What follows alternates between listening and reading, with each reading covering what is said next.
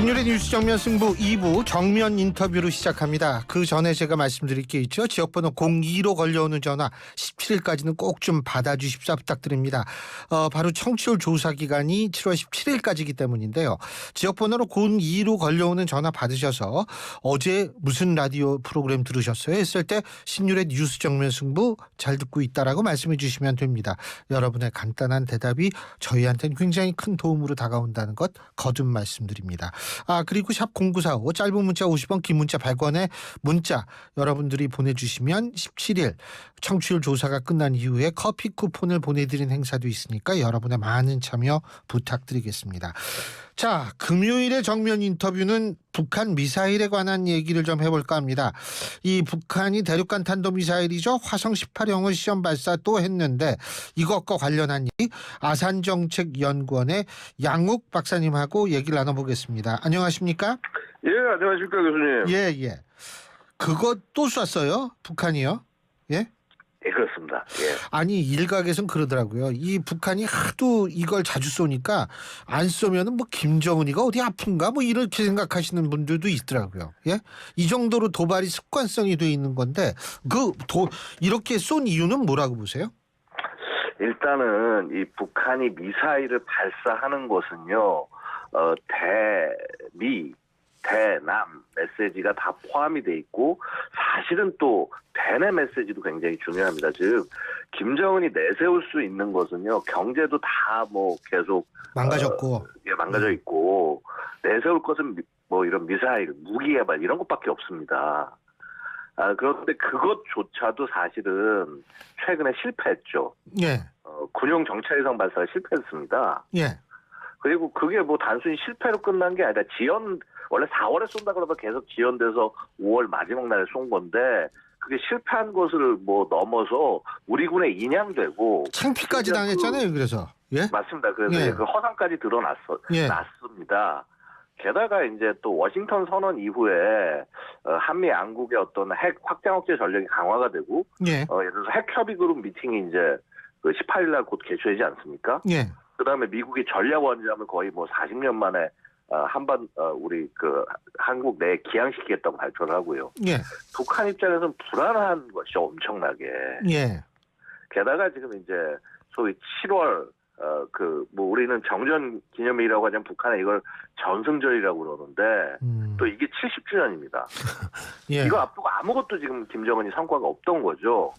결국은 그렇다면 이 화성 18을 발사해서 자신의 성과를 보일 수밖에 없는 상황이다. 예. 이렇게 말씀드릴 수 있겠습니다. 근데 뭐 지금 이렇게 그 ICBM 발사하고 뭐 이렇게 하지 않습니까? 근데 일각에서는 윤석열 대통령이 나토와 가까워지려고 하기 때문에 이 북한이 더 겁을 먹고 지금 이러는 거다 이런 분석도 있는데 동의하십니까? 전혀 동의하지 않습니다. 그래요? 동의하지 않고요. 뭐 일단은 뭐 해외 이번 순방 나가서 이제 뭐 이 상황 발생했을 때 뭐 현지에서 NSC에서 상황 정도 했습니다만은요. 저는 이제 그때 그 나토 정상회의 들어가기 전에 도어 스태핑하면서 대통령께서 하셨던 메시지가 굉장히 저는 좀 인상적이라고 생각을 합니다.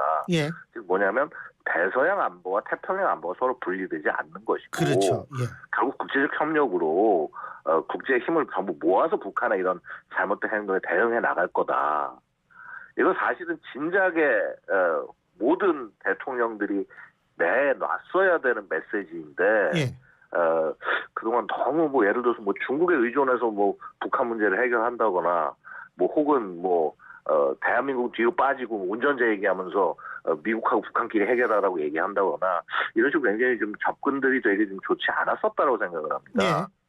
그런 면에서 가장 어찌 보면 힘들 수 있고 시간이 걸릴 수 있지만 가장 전공의 방법을 채택한 것이다라고 생각을 합니다. 근데요, 지금 나토 얘기가 나왔으니까 여쭤보는데 이 나토의 범위가 점점 넓어지고 있잖아요. 그러면은 우리가 나토의 회원국까지는 모르지만 동일한 대접을 받을 가능성이 있을까요? 이게 굉장히 좀 중요한 말씀이신데요. 사실상 우리가 지금 이제 이번에 AP4라고 해서 일본, 호주, 뉴질랜드와 함께 참석하지 않았습니까? 그렇죠. 이미 대한민국은 어떤 무기 체계를 미국과 공유하거나 활동하는 거에서 예. 사실 거의 나토와 거의 동일한 준하는 취급을 받고 있습니다. 예. 물론 이제 이게 대한민국에 어떤 정권이 들어서냐에 따라서 그 부분이 조금 불안합니다. 위상이 불안한데, 예. 근데 기본적으로는 결국은 지금 미국은 대한민국 주요한 안보 협력 파트너 플러스 이미 사실 그것을 뛰어넘는 동맹으로 바라보고 있고 그렇게 특히나 현 정부에서 노력을 하고 있기 때문에 뭐 이미 그러한 단계까지는 이르렀다라고 말씀을 드릴 수 있을 것입니다. 예. 다만 이제 이것을 공식적으로 이렇게 잘 만들어 놓냐가 더 중요하겠죠. 그 이유가. 저는 사실 요새 이 나토의 역할이 중국의 확장 억제에 가장 역점을 두고 있다라는 분석이 나오지 않습니까? 그러면 중국의 확장 억제에 있어서는 우리나라가 지정학적으로나 여러 가지로 최첨병에 있을 수밖에 없는 건데 만일 그런 식으로 어떤 그 전략적 중요도가 변하게 된다면 뭐 우리라고 나토 비록 북대서양 이름은 북대서양 조약기구지만 되지 말라는 법도 없지 않을까 해서 여쭤본 거예요. 예. 뭐 같은 의미로 결국 근데 사실 나토에서 중요한 것은 뭐냐면요. 실제 나토 회원국들의 역할보다 미국 역할이 훨씬 더 크다는 겁니다. 예. 그래서 어찌 보면은 사실은 이 대한민국과 미국이 이 영내에서 얼만큼 더 중요하게 협력의 범위를 넓혀가냐가 더 클 것이고요. 또 말씀하신 대로 또 그 뭐 예를 들어서 미국이나 뭐 나토 뭐 대한민국을 중시하게 여기서 중국에 관해서 마찬가지로 중국도 미국에 대항하는 과정에서 북한을 계속 활용하고 있다는 것이죠. 그렇죠. 결국 그런 부분들이 이 안보가 결국 어떤 한반도 내에서만 머무르는 문제가 아니라 예. 국제 문제가 더욱더 되는 것이다. 이렇게 말씀을 드릴 수 있는 것입니다. 하여간 뭐 나토 뭐 사실 나토식 핵 공유 얘기까지 나오고 있으니까 저희가 그런데 한 가지만 제가 그냥 중국의 확장 억제 이 얘기가 나올까 여쭤보는데 박사님이 보실 때에는 말이에요. 이 중국이 대만에 대한 무력 사용을 할 가능성이 몇 퍼센트 정도라고 보세요? 이게 연구자가 함부로 이렇게 퍼센테이지를 말씀드린 건 좀 뭐 그냥 대략으로 어려운 그냥 것 같고요. 예. 근데 제가 다만 말씀드릴 건 이겁니다. 중국이 정말 영리하다면 대만에 대한 무력을 행사하는 바보 같은 짓은 절대 하지 않을 것이다. 이렇게 말씀드리겠습니다. 예. 아니, 이 대만에 대한 무력 사용의 가능성과 한반도에 있어서의 북한의 어떤 우리에 대한 뭐 침공이나 이런 가능성이 좀 연결이 돼 있을 가능성이 있어서 제가 여쭤본 거거든요. 예. 근데 사실 이제 그게 제일 많이 우려하시는 바고요. 예. 그리고 실제 그 중국이 어떤 행동을 가하기 전에 북한과 같이 공조해서 그러니까 예를 들어서 뭐 북한에게는 대한민국 쪽을 공격을 해서 주한미군이라든가 기타 전력을 묶어놓게 하고 자신들이 행동할 가능성 충분히 있고 예. 또 혹은 중국이 어떤 행동을 하는 것을 활용을 해서 북한이 또 그렇죠. 공격을 할 가능성 예. 다 존재합니다. 그건 뭐 예. 당연히 연계가 되는 것이고요. 예. 다만 그래서 중요한 것이 대만 문제에 있어서도 중국이 이상한 행동을 하지 못하게 돕는 것 역시 대한민국의 안보를 지키는 데서 굉장히 중요한 일 중에 하나가 된다. 이 말씀을 드리고 싶은 겁니다. 그리고 말이에요. 시진핑 집권 이후에는 이런 보도들이 많잖아요. 중국은 좀 땅덩어리 큰 북한이다. 베이징은 조금 더 나은 평양이다. 이런 묘사가 있는데 이런 식이라면 시진핑이 어쩐 식으로는 도발할 가능성이 있지 않을까 이런 분석도 있더라고요. 결국 이제 그것이 가장 큰 언제나 우려인 겁니다. 말씀하셨듯이요. 그런 평가가 나오는 것, 예. 뭐 이렇게 커다란 북한이라는 평가 나오는 것, 그것은 결국 뭐냐면 중국이 나름 자신들이 합리적이라고 생각했던 집단 지도 체제를 버리고 지금 시진핑이 종신을 끌고 가는 지도 그렇죠. 형태로 바뀌었기 때문인 것이거든요. 결국 독재자의 어떤 판단과 행동에 의해서 잘못된 전쟁이 이루어진 것, 이게 당장 우크라이나 전쟁이 되는 것이고요. 그렇죠. 그러한 사례가 대만에서도 발생할 수 있는 것이 아니냐라는 이제 그런 얘기가 있는데, 저는 좀 대만 문제 같은 것들을 조금 더 같은 그 맥락을 주의하면서도 이 대만이란 나라의 어떤 과연 얼만큼 스스로 독립을 쟁취할 의지가 있는지, 그 다음에 어느 정도로 군사적 대비가 되어 있는지 여러 가지 것들이 좀 같이 엮여 있다. 그래서 완전히 똑같은 분석의 틀을 갖다 놓고 볼 수는 없다, 이렇게 말씀드리고 싶습니다. 알겠습니다. 자, 다시 북한으로 돌아가서 예. 북한이 도발을 물론 당연히 앞으로도 계속할 가능성이 높지만 이 도발의 강도가 높아질 가능성은 어느 정도로 보세요? 도발의 강도가 높아질 가능성은 계속 있습니다. 계속 있고요. 예. 뭐 퍼센테이지 뭐 이렇게 말씀드리면 물론 그렇죠. 기본적으로 지금 북한이 하는 행동들, 도발을 하는 이유는 예. 결국 이런 거죠. 자, 대한민국과 미국이 어떤 행동을 해도 우리는 핵무장을 멈추지 않을 거다. 그리고 이거는 돌이킬 수 없다. 그리고 심지어는 그런 시도를 할 경우는 너희들이 우리의 어떤 그런 공격을 받을 수 있을 거다라고 하는 그런 메시지를 지금 작년부터 계속 보내고 있는 겁니다. 굉장히 강하게. 예. 그리고 심지어는 이런 만약에 능력이 아직은 좀 실체화되지 않았거든요. 예. 근데 실체화되는 경우에는 이제 이거를 가지고 대한민국 뭐 예를 들어서 지도부나 혹은 국민 여기를 겁박을 해서 자기들이 원하는 방향으로 가게 만드는 그런 모습까지 나갈 수 있는 거죠. 이 겁박을 한다. 그러니까 네. 이게 만약 도발 강도가 높아진다라고 했을 때에는 과거 연평도 포격과 같이 우리에 대한 직접적인 위해를 가하는 방식도 배제할 수 없다라는 말씀이십니까? 물론입니다. 그러니까 기본적으로 이제 이 상황이 더 악화되는 것이 뭐냐 하면요. 예. 그런 재래식 도발을 해놓고 나서 만약에 우리가 보복을 하려고 할 경우 혹은 대응을 하려고 할 경우 예. 핵 공격을 예를 들어서 이제 위협을 한다거나 이제 그런 식의 방식으로 예를 들어서 뭐 이런 얘기까지 나오죠. 뭐 서해우도 같은 것들을 뭐 점령을 해놓고 나서 그 다음에 핵 위협으로 뭐 이렇게 뭐 그런 시나리오도 있죠. 네, 그런 예. 시나리오 같은 것도 얘기가 되는데요. 결국 중요한 것은 핵 위협 자체가 통하지 않게 만드는 것이 굉장히 중요한 것이고요. 결국 그러기 위해서는 미국의 확장 억제, 핵 확장 억제, 즉 미국이 갖는 핵 전력이 한반도 내에서 유효하게 진짜 당장 원하면 언제라도 사용될 수 있게끔 그것을 확실하게 체계를 갖추고 북한에게 인식시키는 것이 굉장히 중요하다. 이렇게 말씀드릴 수 있습니다. 전술핵 배치 같은 경우는 지금 가능하지 않은 겁니까? 이게 사실은 전술핵 배치가 불가능하다라고 자꾸 얘기를 하는데 저는 그렇게 보지는 않습니다. 예. 사실은 이제 기본적으로 이제 NPT 문제라든가 이런 부분들 때문에 예. 미국 자체가 핵 확산이나 이런 것 체제를 이제 방지하려는 노력, 특히나 이 민주당, 뭐 바이든 행정부가 그런 성향이 되게 강하기 때문에 예. 얘기가 구체화 진행이 안 되는 건데 그렇게 친다면 과거에 뭐 나토의 핵 공유 형식으로 지금 전술핵이 배치되어 그렇죠. 있는 것 이것은 설명할 수가 없는 것이거든요. 그리고 NPT에서도 핵 확산 방지인데 갖고 있는 거를 딴 나라에 가는 거는 큰 조약 위반은 아니라는 거 저는 알고 있거든요. 네, 근데 이제 그런 부분들을 지금 러시아도 벨라루스에 그 핵무기 갖다 놓지 않습니까? 맞습니다. 예. 그래서 결국 그런 부분에 있어서 사실은 그 미국을 조금 더 움직이게 만드는 것이 예. 이 워싱턴 선언의 본질에 더 다가가는 것이 아니겠나. 이제 큰 발걸음을 한번 시작을 한 것이고요. 이제 점점 더 그렇게 한미 간의 이 소위 확장 억제, 핵 확장 억제가 제대로 보장될 수 있도록 하는 노력이 필요하다. 이거는 국민적 차원으로도 좀 이렇게 얘기가 강조돼야 될 얘기 아닌가 생각이 듭니다.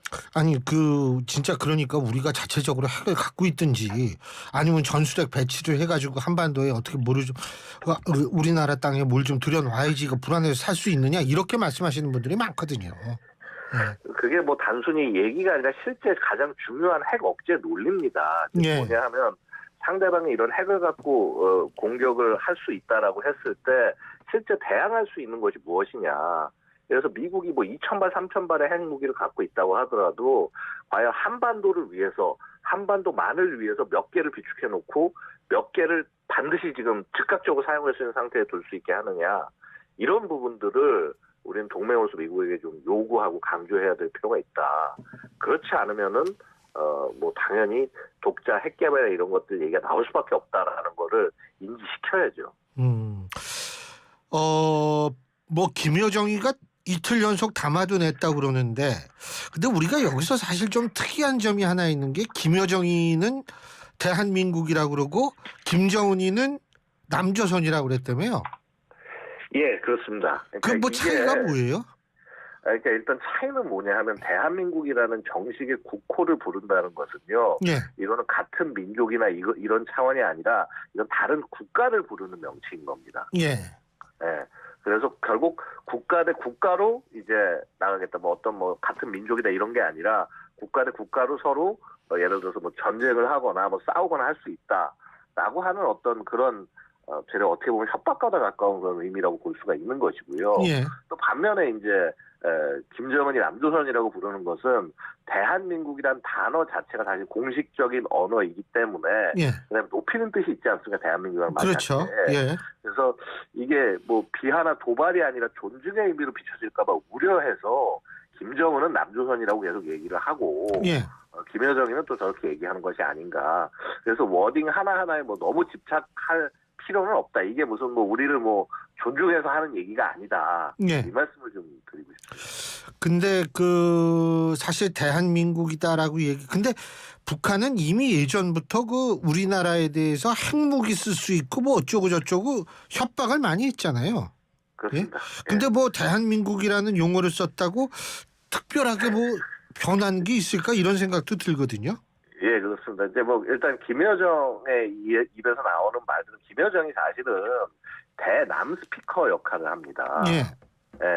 특히나 이제 굉장히 그 욕설과 협박을 담당하는 그런 역할을 맡고 있기 때문이고요. 예. 김여정이 뭐 우리를 언급하고 얘기하는 것 자체도 기본적으로는 우리를 모욕하고 이제 이렇게 비하하기 위함이라고 보시면 되겠습니다. 예.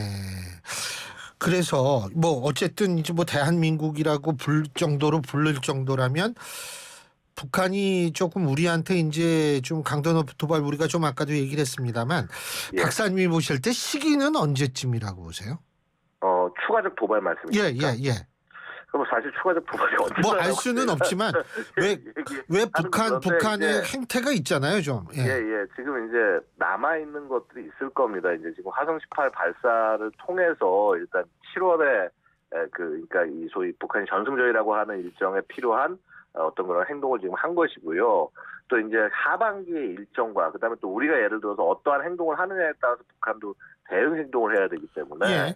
지금 카드를 하나씩 둘씩 꺼낼 거예요. 그 예. 과정에서 이제 남은 것이 그 소위 이제 올 초에 공개했던 화산 31 전술 핵탄두 이거를 폭파해본 실험하는 거. 그 다음에 그동안 이제 한 2019년에 그 부분적으로만 공개했던 그 탄도미사일 잠수함 이거를 이제 진수해서 거기서 미사일 쏘는 거 이렇게 몇 가지 일정들이 있습니다. 예. 그래서 이런 것들을 통해서 자 이제 우리 핵 능력은 완성됐다. 너희들이 어떻게 접근할 수 없다. 이런 메시지를 보내려고 할 겁니다. 예.